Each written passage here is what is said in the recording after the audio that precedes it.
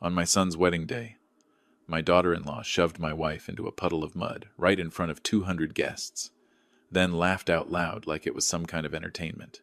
The white silk dress my wife had spent 3 months choosing was torn open, soaked, smeared with wet earth. My son stood just a few steps away. He saw everything. Then he turned his back. No one apologized. No one helped her up. And me, I stood there completely still and understood something in that moment. This wasn't an accident. It was a declaration. Before I go on, subscribe to the channel and leave a comment telling me where you're listening from. I want to know who these stories are reaching and where. Now, let's go back to that moment in the garden after the rain. The place where a so-called slip, one that was anything but random, opened the door to something I never thought I would have to face. I still remember that moment clearly, not because of the mud on my wife's dress, but because of the laughter that came right after she fell. 1 second earlier, the garden was still damp from the rain. Cameras were flashing nonstop. People were being arranged for the final family photo. 1 second later, everything froze. Serafina slipped when someone stepped hard on the hem of her dress from behind. She lost her balance and went straight down into a puddle that was still holding rainwater. I heard the silk tear as it was pulled. I heard the sharp breath leave her chest when her hand hit the cold ground. Mud splashed up onto the white fabric, spreading fast, as if it had been waiting there. Tiffany was standing right behind her. I saw it clearly. She didn't bend down. She didn't reach out a hand. She laughed. A high, cutting laugh. Then she said loud enough for people nearby to hear, "Oh, come on, Mom. Don't put on a show just to steal my spotlight." The air dropped for a brief moment. A few people laughed awkwardly. Some looked away. No one challenged what she said. And what chilled me the most wasn't the words. It was the silence that accepted them. Serafina was still there, on her knees. One hand pressed into the ground, trying to stand, but the wet dress was heavy, pulling her back down. I looked into her eyes. There were no tears. Just the stunned look of someone who had suddenly realized she was playing a role she had never been invited into.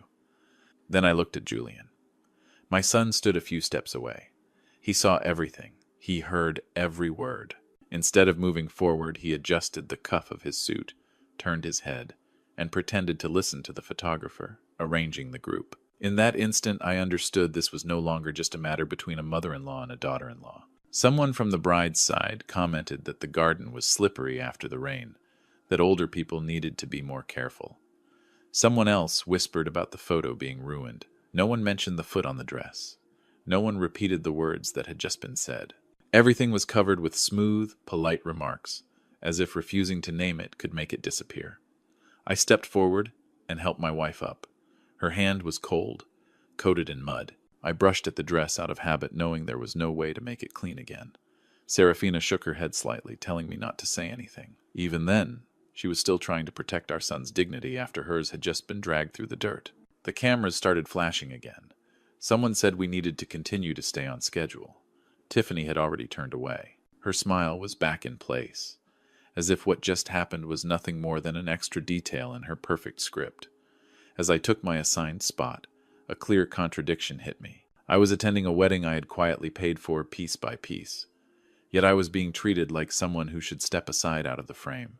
Serafina was led away to change. The torn dress was folded up and placed into a bag like something with no remaining value. I walked beside her, hearing my shoes sink softly into the damp ground. And for the first time that day, it no longer felt like a wedding. A thought formed slowly in my mind. No anger, no impulse. If this was how they chose to begin this new relationship, then that fall was not an accident. It was the first sign that a boundary had been crossed. And once that boundary is broken, my silence from that moment on is no longer patience. It is memory. When we returned to the main hall, the smell of hot food and the clinking of glasses drowned out everything else. No one mentioned the garden after the rain. No one asked if Serafina was okay. The story had been closed quickly, as if changing locations was enough to make it disappear. Our seats were at the far end of the hall, right near the kitchen entrance.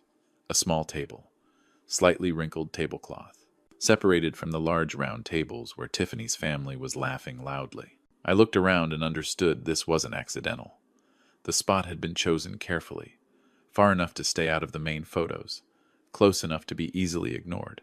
Serafina sat down, very slowly. She placed her hands on her lap, back straight, like she was sitting in an old classroom again. I knew she was trying to act normal, but every movement was more careful than usual. The replacement dress was simpler, not the one she had planned for so long. I looked at her hands. The mud was gone, but the skin was still red. Meanwhile, the head table erupted with laughter. Tiffany was surrounded, receiving compliments nonstop. Her family talked about the wedding like a successful deal. I caught fragments of numbers, handshakes, promises.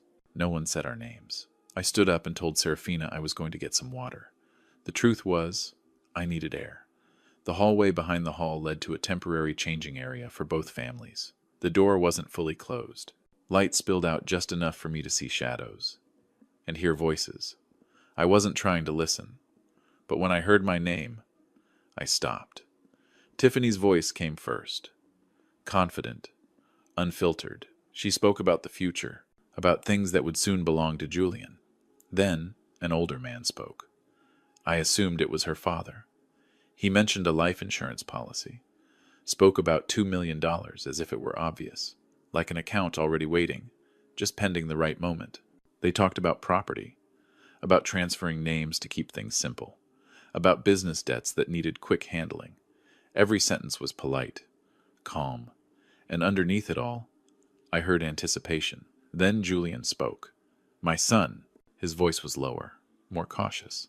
But he didn't object. He said I was getting old, that I forgot things, that letting him manage the assets would be safer. He even chuckled, like he was telling a harmless story about his parents. I stood there with my hand on the cold door frame. In that moment, I didn't feel anger. I felt clarity, a kind so sharp there was no room for misunderstanding. Serafina's fall in the garden wasn't an isolated incident. It was part of how they saw us. People whose role was over, whose value now existed only on paper. I went back to the table. Serafina looked up at me. She searched my face as if asking something.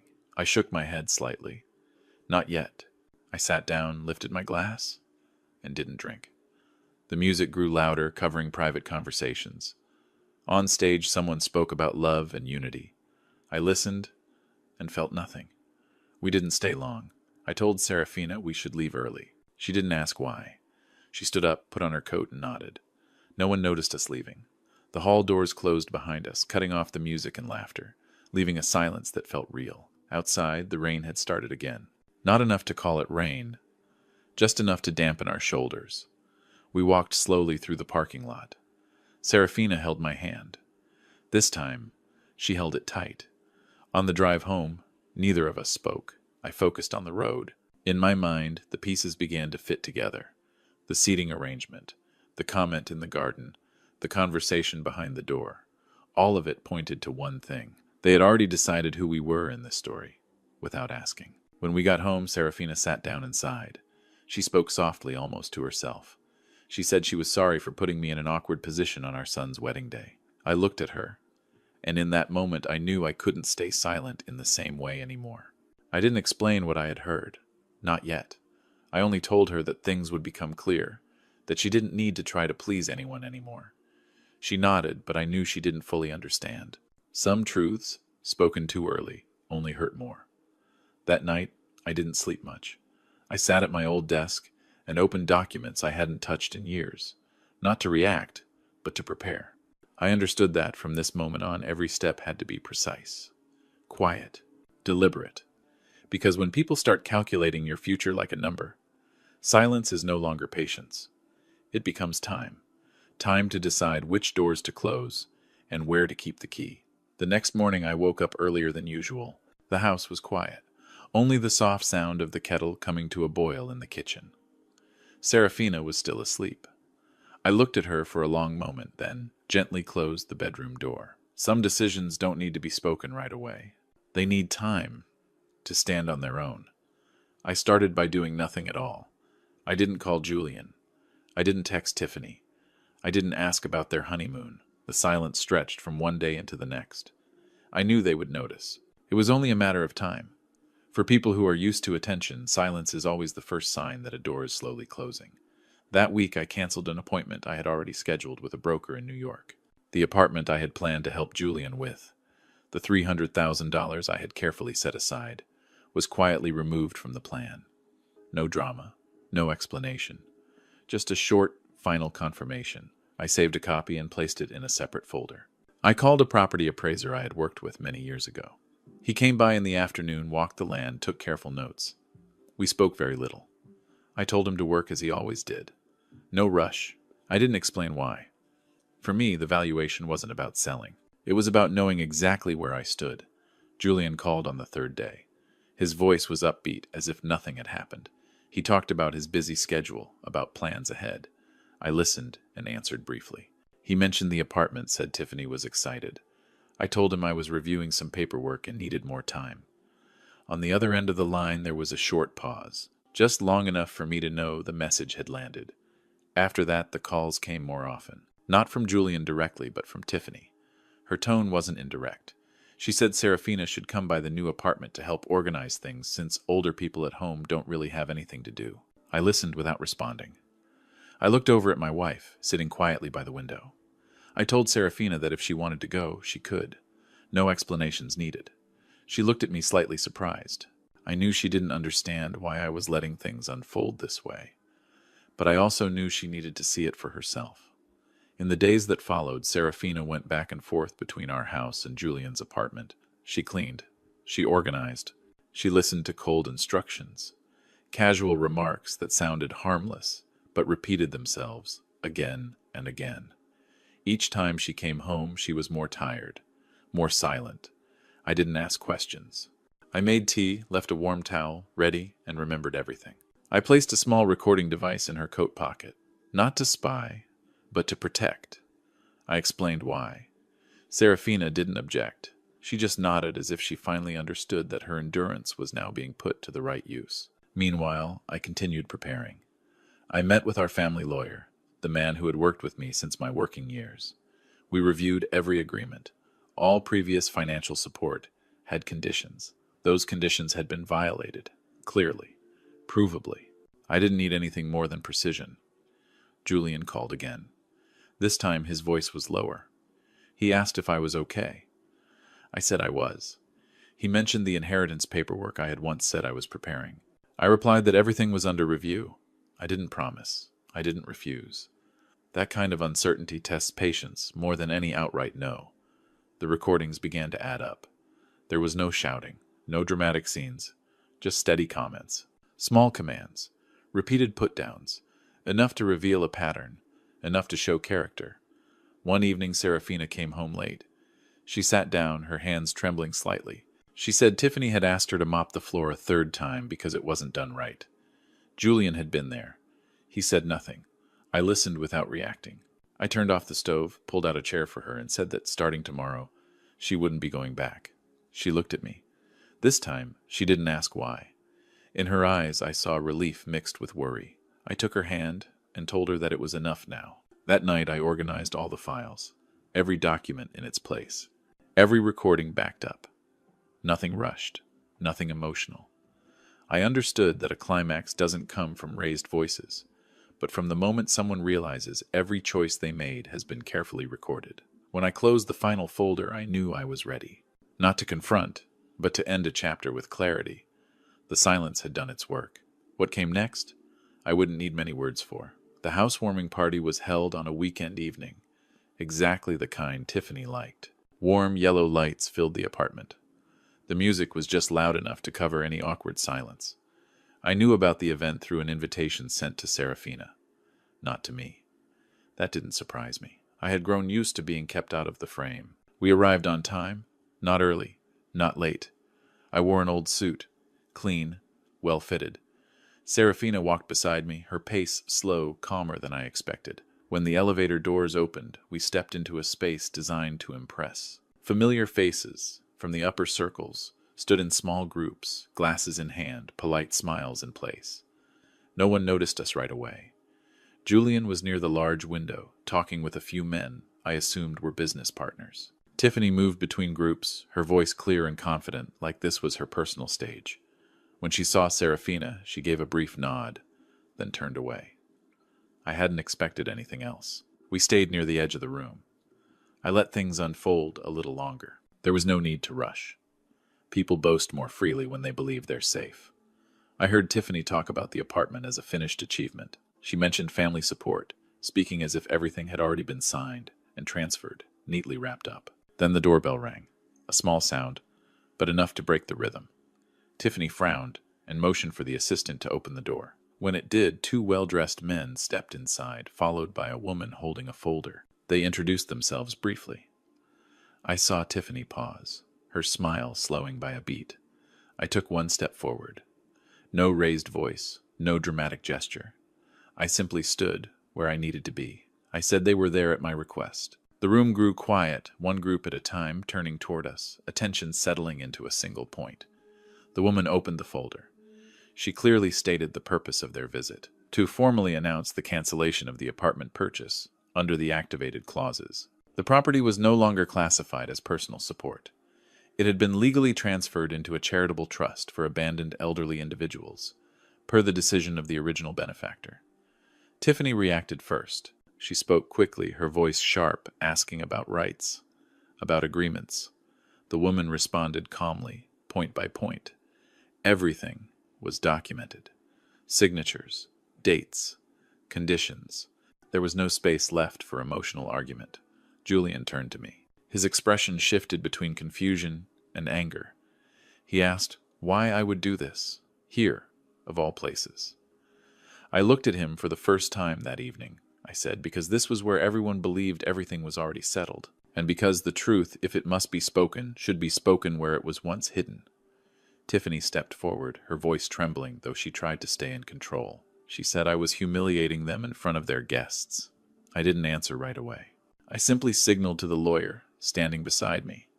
He played a short recording, not long. No editing needed. The footage showed Serafina falling into the mud in the garden. The laughter, and the sentence I had heard so clearly that day. The music stopped. No one spoke. The looks in the room began to change. No longer curious, but calculating. I spoke slowly so everyone could hear. I said my money could fund parties, apartments, and beautiful photographs, but it could not buy respect for those who didn't understand its value. And that was why I had chosen to place it somewhere it would not be treated as an entitlement. Tiffany stepped back, her face pale. Julian stood frozen, unable to speak. I didn't need to see more. I turned to Serafina. She stood straight, meeting every gaze without flinching. I took her hand. That was signal enough. We left before anyone could ask a question. The elevator doors closed, cutting off the whispers behind us. In that narrow space, I could hear my own breathing. Not fast, not strained, just light. Outside, the night air was cooler than I expected. Serafina said she felt fine. I nodded. No more words were needed. What had to be revealed was revealed. The rest, I didn't need to witness. I knew from that moment on nothing would be the same. But I also knew I had closed a door at the right time. And when a door is closed with clarity, no one has the right to knock again. After that evening, I never returned to that apartment. I didn't wait for any explanations either. Some things once spoken in the open no longer need to be managed. The rest unfolds on its own. Julian called me a few times in the following week. The first time his voice was rushed. He talked about misunderstandings, about pressure, about how things had gone too far. I listened without interrupting. When he stopped, I told him I had heard enough. I didn't accuse him. I only said that the choices he made were not the result of a single day, and because of that, they couldn't be erased by a single phone call. Tiffany's family reacted faster. They didn't call me. They called my lawyer. They asked about reversing things, about alternative arrangements. The answers were the same every time. The clauses had been legally activated. There was nothing to negotiate. When the money was no longer where they expected it to be, their interest faded quickly. I heard that Julian was placed in an uncomfortable position at work. No one said it outright, but whispers about ethics and reputation began to circulate. I didn't feel pleased.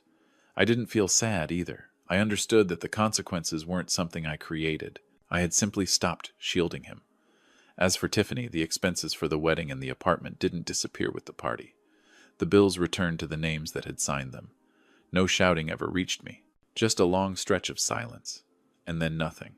Serafina and I sold the old house toward the end of summer. Not because we needed the money, but because we no longer needed to hold on to rooms full of memories we had never truly lived for ourselves. We kept what mattered. The rest stayed with the new owners. The move was slow, unhurried. Our first trip was to a place Serafina had mentioned long ago but always postponed. A distant coast. Gentle sunlight. No schedule. We woke up late, walked slowly, ate simple meals. No one knew who we were. No one needed to. One afternoon we sat watching the calm water. Serafina said she felt like she had just stepped out of a narrow room she hadn't realized she was trapped in. I held her hand. I didn't say anything. Some things only need to be allowed to exist in that moment. I received a message from Julian a few months later. No request for money. No ask for help. Just a short line saying he understood. I read it, set the phone down, and didn't reply right away. Not out of anger, but because some distances need time before they can be measured again. We kept traveling, one place at a time, one day at its own pace. Serafina smiled more. She still walked slowly, but her eyes no longer avoided anything. I realized that for many years we had lived so fully for responsibility that we forgot how to live for ourselves.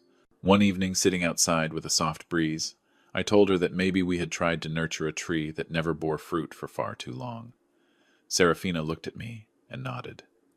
She said, "Not every letting go is a failure. Sometimes it's the only way to preserve what's still whole." I thought about everything that had happened. There was no sense of victory, only clarity. I understood that devotion cannot be bought, and a parent's silence is not weakness. It is the final patience, before they choose to stand on their own side. As the sun went down, Serafina and I sat closer together. We didn't talk about the past. We didn't predict the future. We were simply there, together. And in that moment, I knew the door that had closed behind us wasn't meant to lock anyone out. It was meant to open another path, a quieter one, fitting for the life we still deserve to live. Thank you for staying with me until the final moments of this story. I didn't share it to blame or accuse anyone, but to remind us that in every family, respect must come before any benefit. Parents don't need to be worshipped, but they should never be treated as something taken for granted.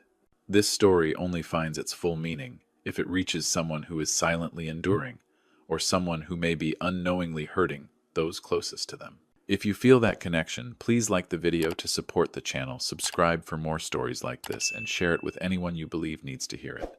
Thank you for listening all the way to the end. And remember this: when parents choose silence, it is not weakness.